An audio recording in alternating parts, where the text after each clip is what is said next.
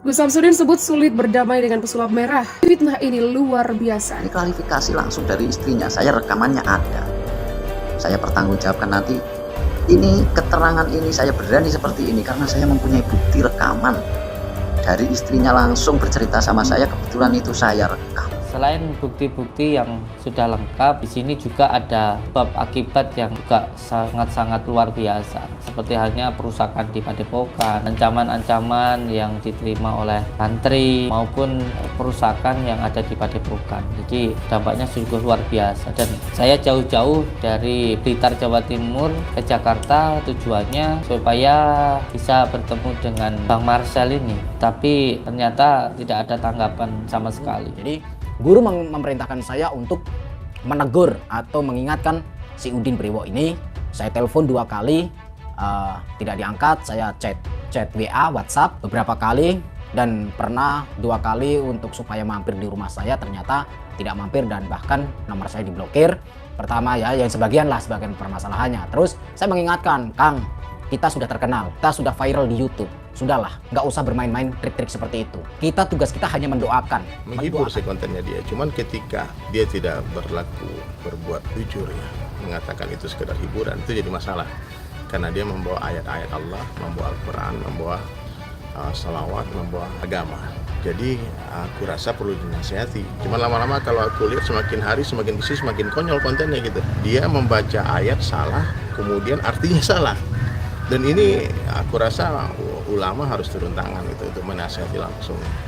Ya, karena aku nggak punya akses langsung ke beliau untuk bicara menasihati, aku bikin konten juga. Karena kaidah dalam agama itu kalau kesalahan yang dilakukan secara sembunyi-sembunyi harus dinasihati sembunyi-sembunyi. Pak Budi, Gus Samsudin saat keluar dari gedung Ditreskrim Polda Jatim pada Jumat 12 Agustus, perseteruan pemimpin Padepokan Nurzat Sejati di Blitar, Gus Samsudin, dengan pesulap merah berinisial HS atau Marcel Radival berlanjut. Laporan wartawan Luhut Pambudi setelah menjalani pemeriksaan untuk memperkuat barang bukti tindakan pidana pencemaran nama baik yang diduga dilakukan pesulap merah di Mapolda Jatim. Gus Samsudin sepertinya masih makin getol melaporkan pesulap merah ke pihak berwajib. Apalagi serangkaian proses untuk tabayun yang dilakukan Gus Samsudin dengan menyepakati tempat bertemu di Jakarta tak banyak membuahkan hasil. Proses mediasi di antara keduanya bak pepatah, jauh panggang dari api yang dibuatnya di Mapolda Jatim. Melalui upaya hukum pengaduan yang dibuatnya di Mapolda Jatim, Gus Samsudin akan melihat respon dari pihak pesulap merah.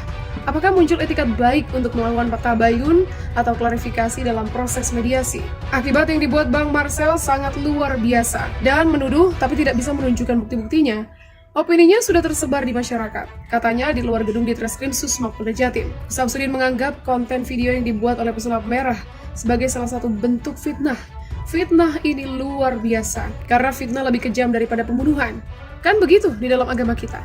Makanya hal semacam ini menjadi pembelajaran untuk masyarakat Indonesia bahwa ketika ingin mempunyai sesuatu harus ada buktinya.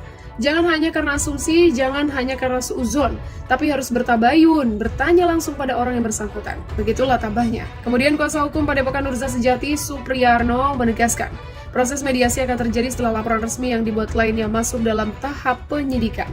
Upaya mediasi masih jauh ya, karena ada dari Undang-Undang ITE, ada SKB Kapolri, SKB Jaksa Agung, Menkominfo, dan Kapolri. Itu jauh nanti setelah penyidikan, kalau memang nanti pelapor dan terlapor akan diupayakan restoratif justice system. Setelah nanti sudah memenuhi syarat kalau penyidikan, saat ini tahap penyelidikan. Begitulah ungkap Supriyarno. Apalagi lanjut Supriyarno, kritik yang dilakukan oleh pihak teradu, dalam hal ini pesulap merah, lewat konten video dalam akun channel YouTube-nya, terbilang keterlaluan. Karena cenderung mendiskreditkan metode pengobatan Gus Samsudin yang berlandaskan pada bacaan doa sesuai ajaran agama yang dianut kliennya. Ini terlapor pada posisi yang bahaya karena Gus Samsudin ini sudah menyampaikan kitab-kitab yang diajarkan kepada santrinya dan diterapkan pada metode pengobatannya. Ada semacam Al-Quran.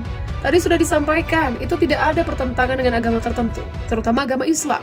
Saya kira terlapor pada posisi bahaya, karena sudah ada semacam dalam bentuk pembuktian-pembuktian, karena ada Al-Quran dan kitab-kitab. Begitulah ia mengatakan lagi. Sebuah video yang memperlihatkan aksi Gus Samsudin mengubah sebungkus rokok menjadi uang, viral di media sosial. Video itu dibagikan oleh akun TikTok Yosep Franky. Dalam potongan video itu tampak Gus Samsudin tengah berada di sebuah acara ditemani oleh seorang pria. Pria yang mengenakan baju hitam dan belangkon itu tampak membaca mantra dan meniupkannya ke sebuah bungkus rokok. Dia juga tampak melambaikan tangannya di atas bungkus rokok berwarna putih tersebut. Setelah selesai, dia kemudian memberikan rokok itu ke Gus Samsudin. Gus Samsudin pun membuka rokok itu perlahan. "Saya buka nggih, di posisi ini masih ada segalanya." Begitulah ujar Gus Samsudin. Setelah dibuka terlihat dua bungkus berwarna gold di dalam bungkus rokok itu. Gus Samsudin kemudian membuka salah satunya dan mengambil satu batang rokok. Namun rokok itu terlihat seperti sudah patah. Gus Samsudin kemudian mematahkan rokok itu, lalu membuka bagian patahannya lainnya secara perlahan. Tak disangka dalam rokok itu ada selembar uang kertas nominal 100 ribuan. Gus Samsudin kemudian kembali mengambil sebatang rokok dan selembar uang kertas 100 ribuan dan kembali ditemukan di rokok lain tersebut. Pada video selanjutnya, host acara itu meminta untuk mengajari cara mendapatkan uang seperti itu. Gus Samsudin kemudian mengatakan jika itu hanya permainan. Itu hanya permainan, jadi hanya waktu terdesak aja. Begitulah ujar Gus Samsudin. Host juga bertanya dari mana asal uang tersebut. Gus Samsudin kemudian menjawab jika uang itu merupakan miliknya. Ini sebenarnya duitnya siapa? Kok bisa ada di rokok? Ya duit saya sendiri, insya Allah. Kita nggak pernah ngambil dari siapapun, punya kita sendiri.